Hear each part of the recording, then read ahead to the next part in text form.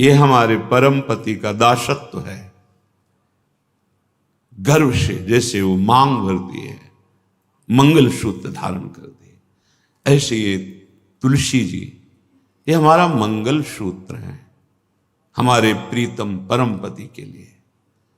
ये जैसे ये हमारा सुहाग है। भरे किसी के एक प्रीतम होते हैं तो ठसक में घूमती है, हमारे तो दो दो प्रीतम, प्रिया और प्रीतम दोनों बिहरत दो प्रीतम कुंज, ये हमारे दो हैं। उस शरीर को लेकर के कि जैसे कोई बाहरी देखे पोशाक धारण किए हुए, खुशबू आ रही उसके शरीर से, इत्र लगा हुआ है स्वामिनी की प्रसादी और पान पाए हुए स्वामिनी का पान प्रसाद। जैसे हम पात्र मार्जन करके श्री जी की सेवा में लगाते हैं, अब ये शरीर श्री जी की सेवा का पात्र है। मैं करके भोगों में उतारना निंदनीय है, त्याज्य है, लेकिन श्री जी को समर्पित ये शरीर, चाहे गृहस्थ हो चाहे विरक्त, अब वो उसी तरह से प्यार दुलार लायक है जैसे हम ताम्र पात्र को मार्जन करके पवित्र स्थान में ऊंचे पे रखते हैं। क्यों? क्योंकि ये श्री जी की सेवा में आएगा, तो ये श्री जी की सेवा पात्र हो गया। शरणागत का चिंतन कैसा होता है? इसीलिए तुम बाहरी त्याग तो देख सकते हो, लेकिन आंतरिक समर्पण नहीं देख सकते हो। जो प्रभु के शरणागत हो जाता है उसकी कोई जाति नहीं होती, उसका कोई गोत्र नहीं होता, कुल नहीं होता उसका कोई, उसका वही कुल होता है, वही जाति होती है, वो गोत्र होता है जहां समर्पित हो जाता है। लोक में देखो थोड़ा सा समर्पण, अन्य गोत्र कुल की कन्या जब अपने पति को स्वीकार करती है तो पति का गोत्र और कुल उसका हो जाता है, फिर उसका अलग से नहीं बना, अलग तो वो समझ नहीं पा रहा इसलिए नहीं, एक ही बना, वो कोई और रहे कुल में, उसका गोत्र अलग है उसके, और वो जब पति को स्वीकार हुई तो पति के गोत्र में गोत्र मिल गया, पति के कुल में कुल मिल गया, अब उसका अलग से कुल गोत्र नहीं। जैसे नदियां जब अलग रहती हैं तो नाम अलग होता है, जब समुद्र में मिल जाती है तो एक ही शब्द हो जाता है समुद्र, ना नदी का नाम रह गया ना रूप रह गया। ऐसे ही प्रेम समुद्र प्रियालाल के शरणागत का गोत्र प्रियालाल है, कुल प्रियालाल है, जाति प्रियालाल है।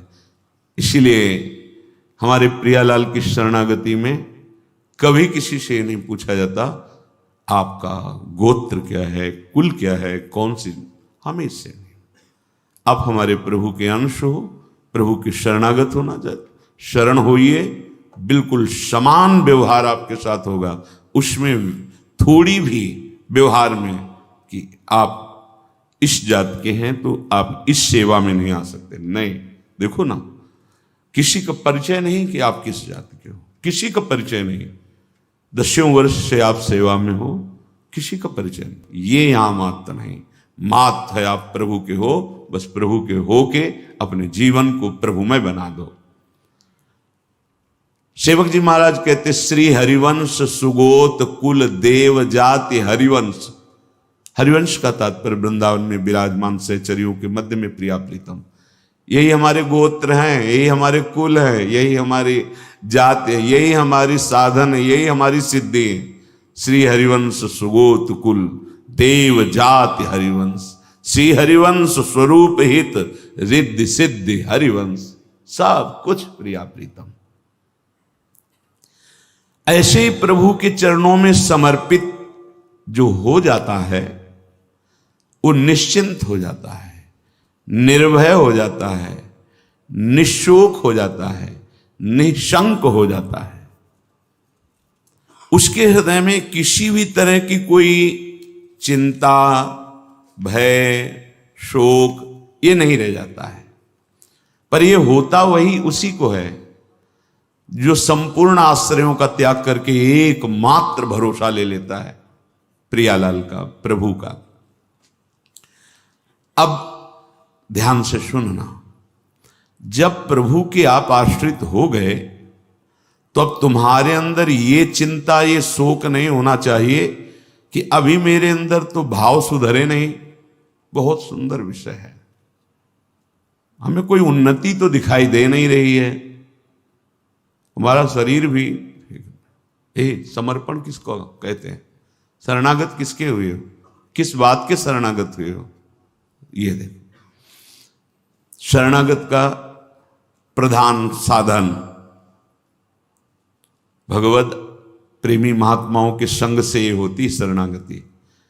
हनुमान जी नाम जपते, भगवत आश्रित, ऐसे नाम जापक भगवत आश्रित विभीषण जी ने जब हनुमान जी को देखा, उसी समय निश्चित हो गया कि प्रभु ने मुझे स्वीकार किया।